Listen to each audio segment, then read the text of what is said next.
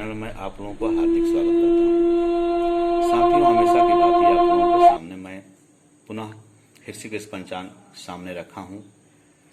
जो मैं आप लोगों को भी बताते रहता हूँ कि आप लोग कोई ही पंचांग रखें, चाहे मैं महावीर पंचांग हो, ऋषिकेश पंचांग हो या ठाकुर पंचांग हो। कोई भी पंचांग में सारे मुहूर्त दिए रहते हैं, सारे ज्योतिष के समाधान एवं उपाय के नियम बताए रहते हैं। कौन सा नक्षत्र किस मुहूर्त, कौन सा नक्षत्र कौन से मुहूर्त में कब करना चाहिए, किस समय करना चाहिए, इसका वर्णन दिया हुआ रहता है। आप लोग हमेशा की भांति हमेशा कमेंट करते हैं।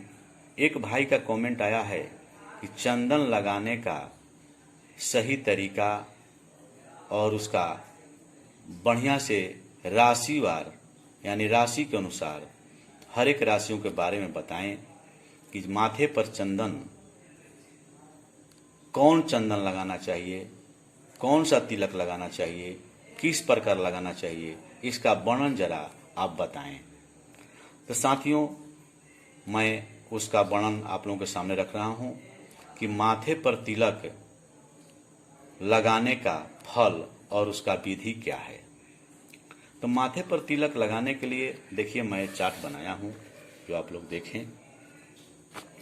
माथे पर तिलक लगाने का फल तथा विधि, जैसे देखिए मैं राशि वाइज आप लोगों के सामने रख रहा हूं, जिसको देखें और समझें। मेष राशि वालों के लिए लाल चंदन चमेली के तेल में चंदन मिलाकर माथे पर लगावें तो बहुत शुभ होता है। उनकी सारी मनोकामनाएं पूर्ण होती है। प्रतिदिन लगावें। वृष राशि वालों के लिए कुमकुम लगाकर उस पर अक्षत लगाएं तथा नहीं तो सफेद चंदन लगावें, जो आपके लिए बहुत शुभ होगा। मिथुन राशि वालों के लिए सूखा सिंदूर, रंग जिसका पीला हो, तेल नहीं मिलाना है। ये ध्यान रखना है कि मिथुन राशि वालों के लिए सूखा सिंदूर लगाना है, लेकिन तेल उसमें नहीं मिलाना है। हो सके तो अष्टगंध का तिलक भी आप लगा सकते हैं। आगे देखें, कर्क राशि वालों के लिए, जिन भाइयों का कर्क राशि है उनको सफेद चंदन लगाना चाहिए या भस्म लगाना चाहिए। सुबह में गीली तथा शाम को सूखा हुआ चंदन लगाना चाहिए। सिंह राशि के लिए लाल चंदन, केसर और चंदन मिलाकर भी लगा सकते हैं। कन्या राशि वाले भाई के लिए सूखा सिंदूर या अष्टगंध का तिलक शुभ होता है। आगे देखें, तुला के लिए कुमकुम तथा अक्षत माथे पर लगाएं। यदि कोई उत्सव में आप जा रहे हैं तो दही या हल्दी भी माथे पर तिलक लगा सकते हैं। वृश्चिक राशि के लिए लाल चंदन चमेली के तेल में सिंदूर मिला करके लगा सकते हैं। धनु राशि वाले भाइयों के लिए बहुत अच्छा ही है बात है। सफेद चंदन में केसर मिलाकर लगाएं या पीला चंदन हल्दी भी लगा सकते हैं।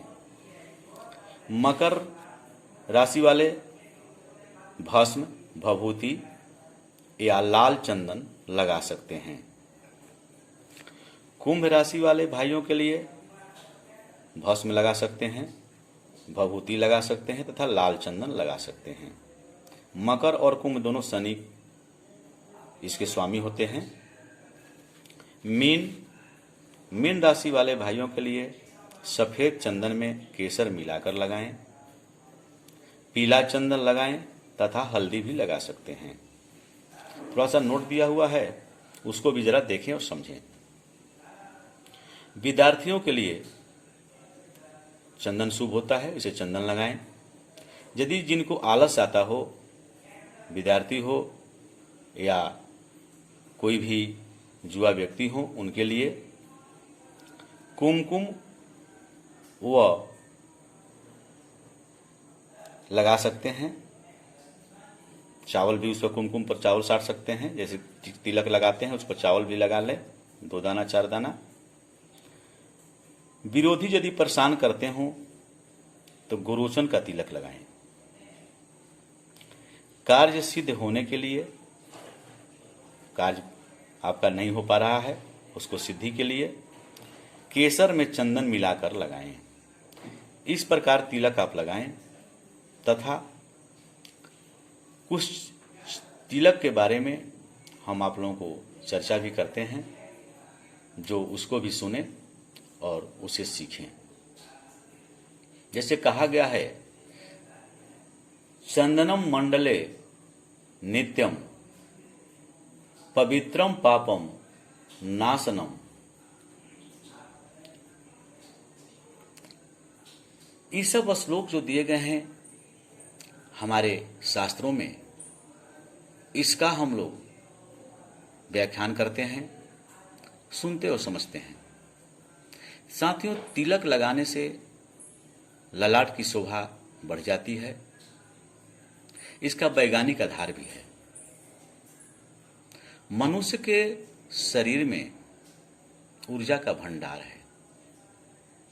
मनुष्य के शरीर में 7 सूक्ष्म ऊर्जा केंद्रों में सीमित है, जो उन्हें हम चक्र कहते हैं। माथे पर जो तिलक का स्थान होता है उसे आज्ञा चक्र भी कहा जाता है, जो हमारे जीवन में बहुत ही महत्वपूर्ण स्थान रखता है। हमारे शरीर में 3 नाड़ियां भी विद्यमान है, जिसे ईड़ा, पिंगला और सुषुम्ना के नाम से हम लोग जानते हैं।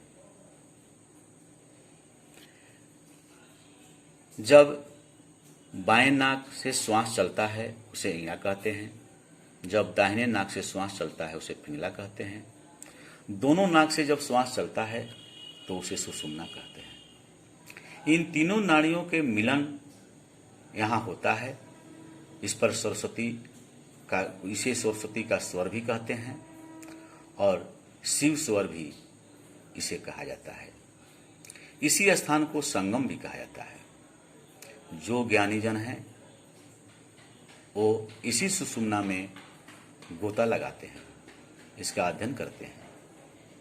इसी को मन का घर भी कहा जाता है और यही कारण है कि यह स्थान शरीर में पूजनीय माना जाता है। यहीं पर भगवान शिव का तीसरा नेत्र भी है। और तिलक लगाने से व्यक्ति का आत्मविश्वास भी बढ़ता है। साथियों, माथे पर नियमित रूप से तिलक लगाने से हमारे भाग्य का उदय होता है, व्यक्ति प्रभावशाली होता है और दिमाग शांत रहता है। चंदन का तिलक लगाने से मानसिक अशांति भी दूर हो जाती है और हमेशा दिलो दिमाग पर मस्तिष्क पर तरावट बनी रहती है। हमारी समस्याओं से निजात मिलती है। तिलक लगाने से आलस्य दूर होता है। एक बात का आप लोग ध्यान रखेंगे कि यदि अष्टगंध आप ललाट पर लगाते हैं तो बहुत बारीक होना चाहिए। यदि रूढ़ीदार होगा, पूरा बुका हुआ न होगा तो माथे पर नुकसान भी करता है, काले धब्बे भी हो जाते हैं। इसलिए जहां से भी लें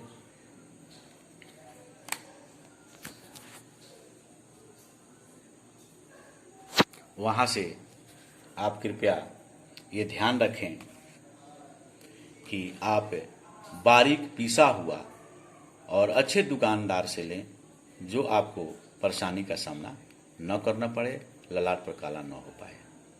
इस प्रकार साथियों, यदि आप मेरा वीडियो अच्छा लगता हो, सुंदर लगता हो, तो आप लाइक करें, सब्सक्राइब करें, शेयर करें। तब तक के लिए धन्यवाद।